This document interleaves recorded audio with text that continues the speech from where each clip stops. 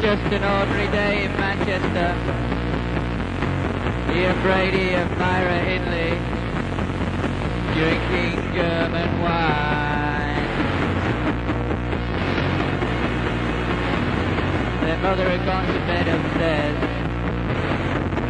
She slept very well. They used to give her 3-second off every night with her cocoa. And Ian Brady put on his best clothes and his blue suede shoes, and he decided to go out with Myra Hindley as it was 6 months and one of those special days. So Myra Hindley put on a dark wig and drove Ian Brady to the main line station. And while she stayed in the car, Ian Brady went cruising on the platform.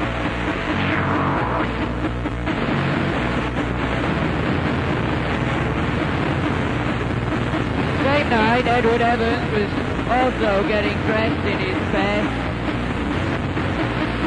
And his mother, who didn't know that he was a little bit inclined to the young men, wished him well as he slicked his hair and put on his winkle pickers. And he went down to the main line station.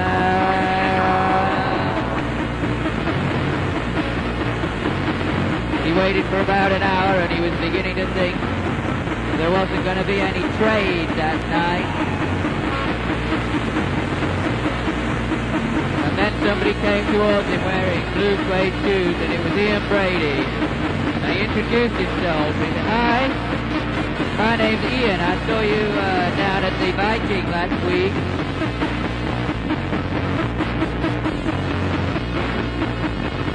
Why don't you come back to my place and we can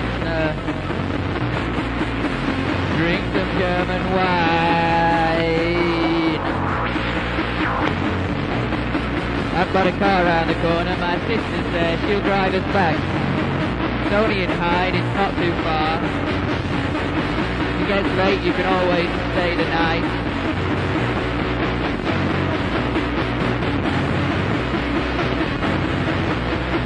Ian Brady and Myra Hindley, very friendly.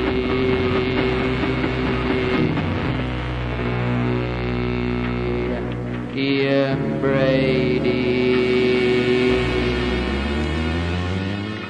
and Myra Hindley, very friendly.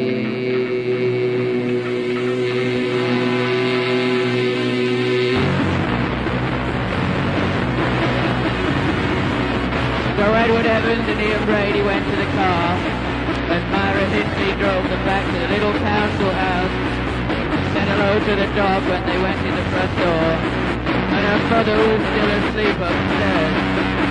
And she made some excuses and switched on the TV set, and it was This Is Your Life with Eamon Andrews interviewing Sir Stanley Matthews. And she went in the kitchen, said she wanted to make some sandwiches for work tomorrow. And Ian Brady and Edward Evans sat on the sofa. And Ian Brady started to play with Edward Evans' fly.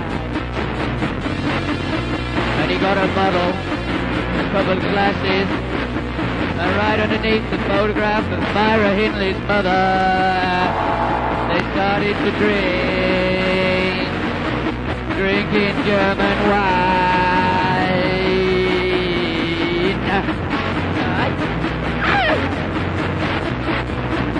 And Myra Hindley went over up the road to see David Smith and Maureen Hobo, her sister. But David Smith didn't have a shirt on and he was drinking tea with his wife. They had the TV set on too. It's all in the game. Sony information. And she said to David Smith, why don't you come back to our place, David? We got something rather special to show you.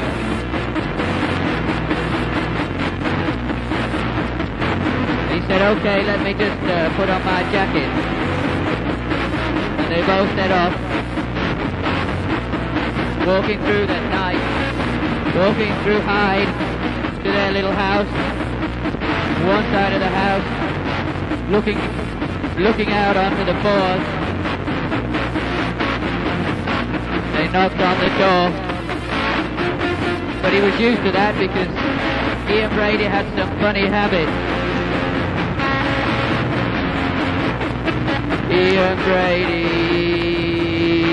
and Myra Hindley, very friendly.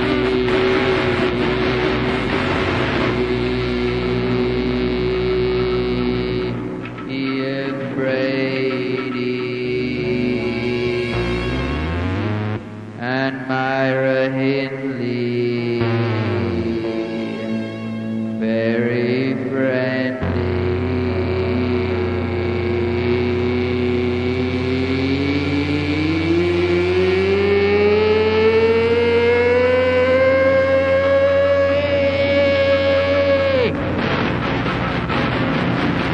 He got inside the house, he heard some funny noises in the front room over Eamon Andrews' voice.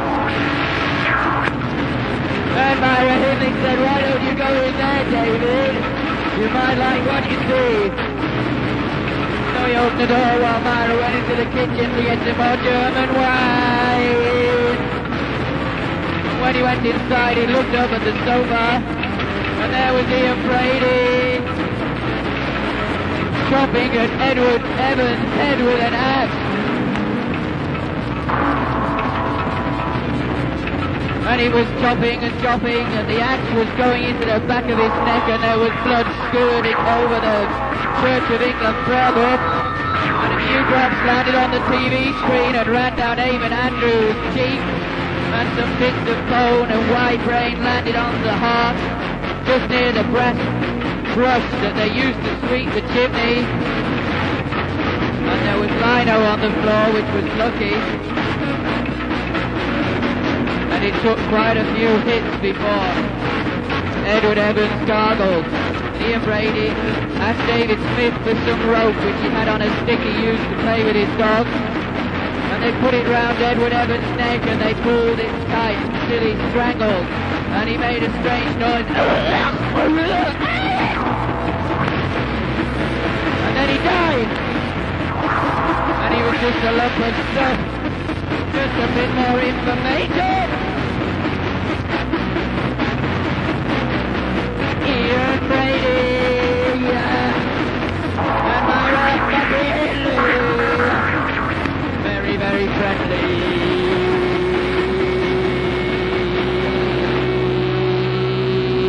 Ian Brady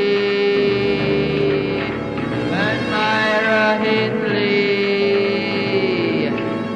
very friendly.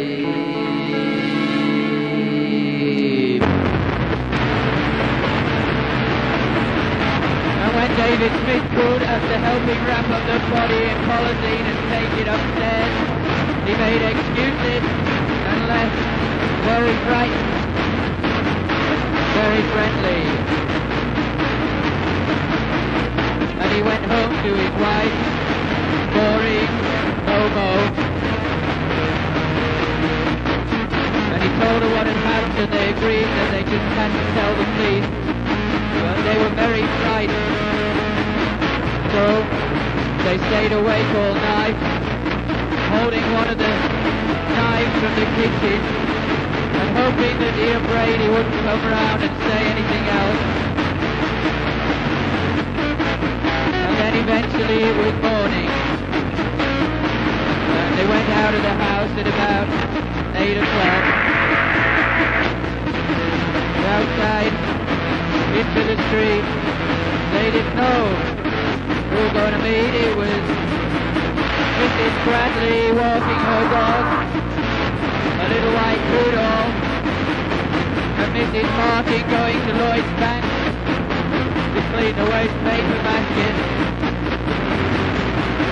And they went quickly up the road till they got to the red telephone box. And when they got to the telephone box, David Smith gave Momo the knife and said, "You wait behind here while I ring them." And then he went inside the phone box and he dialed 999.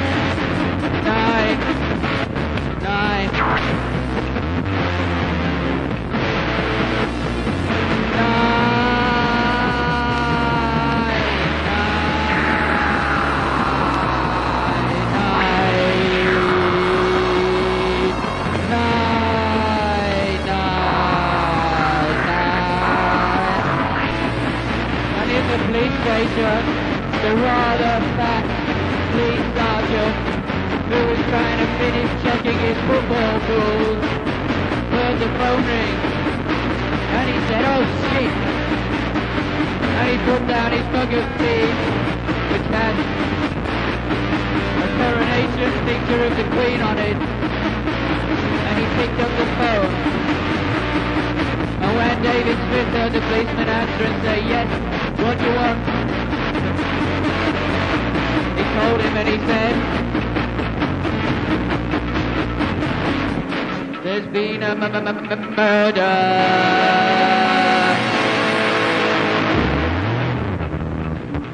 There's been a murder.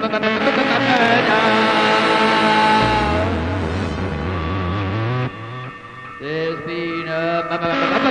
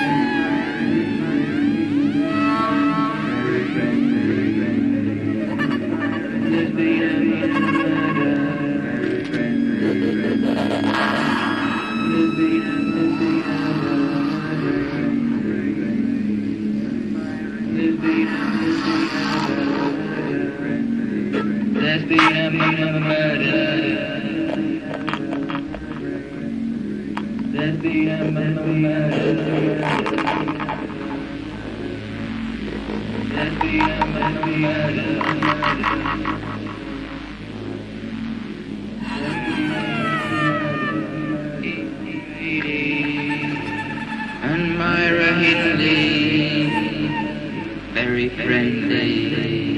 And Myra Hindley, very friendly. And Myra Hindley, very friendly. And Myra Hindley.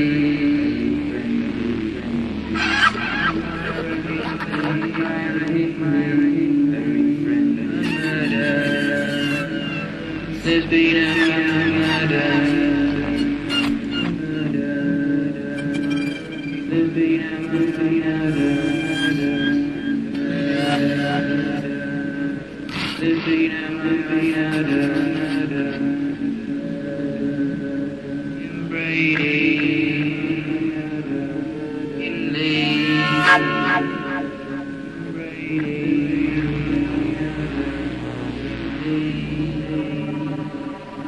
And Myra Hindley,